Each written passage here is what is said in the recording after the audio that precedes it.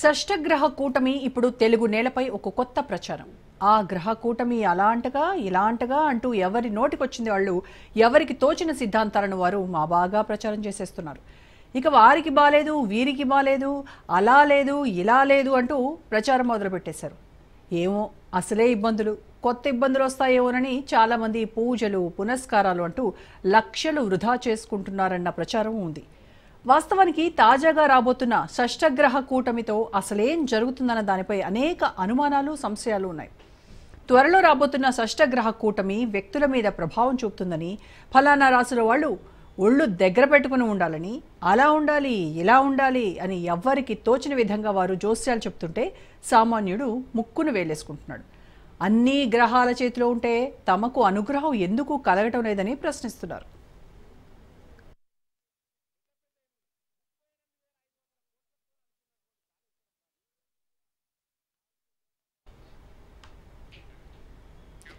షష్టగ్రహ కూటమి ఈ నెల 29న అంటే ఉగాదికి ఒక్కరోజు ముందు వస్తుంది.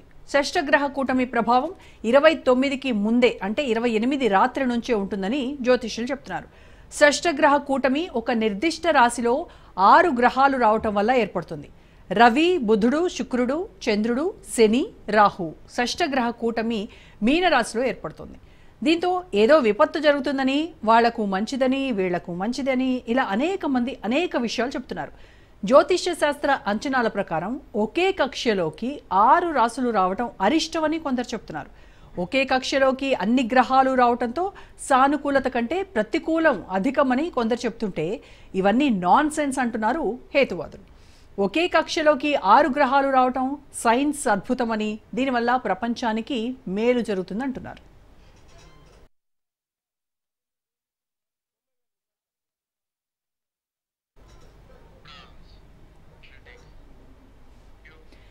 అయితే ఇలా షష్టగ్రహ కూటమి వల్ల సదరు వ్యక్తికి, ఆ వ్యక్తి పేరుతో ఉన్న సంస్థకు గ్రహాలు అనుకూలంగా ఉంటే ఒకలా, లేకపోతే మరోలా అంటూ ఎవ్వరికి తోచిన విధంగా వారు కథలు చెప్తున్నారని కూడా కొందరు విమర్శిస్తున్నారు.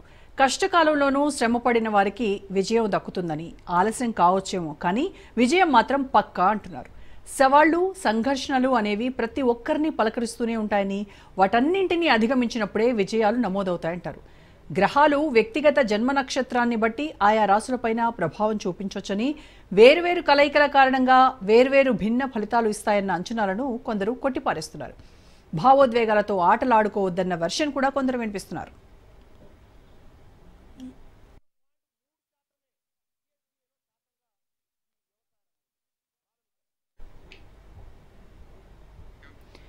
నాడు ఏర్పడ్డ షష్టగ్రహ కూటమి వేరు, నేడు ఏర్పడుతుంది వేరు. ప్రకృతి వైపరీత్యాలు జరిగే అవకాశం ఉంది కానీ ఇంకేదో అవుతుందన్నది ట్రాష్ అంటున్నారు. గురుడు, కుజుడు, కేతువు బయట ఉండటం వల్ల పెద్ద ప్రమాదాలు ఏమీ జరగమంటున్నారు. 3 పాపగ్రహాలు కలిసాయంటున్నారు. శని, రాహువు, రవి పాపగ్రహాలు. 3 గ్రహాల కలయిక ఇబ్బంది పెడుతున్నాయి. వాళ్లతో కలిసి బుధుడు శుభ గ్రహాలతో ఉంటే శుభాలు, అశుభ గ్రహాల్లో ఉంటే అశుభం కలిగిస్తాడు.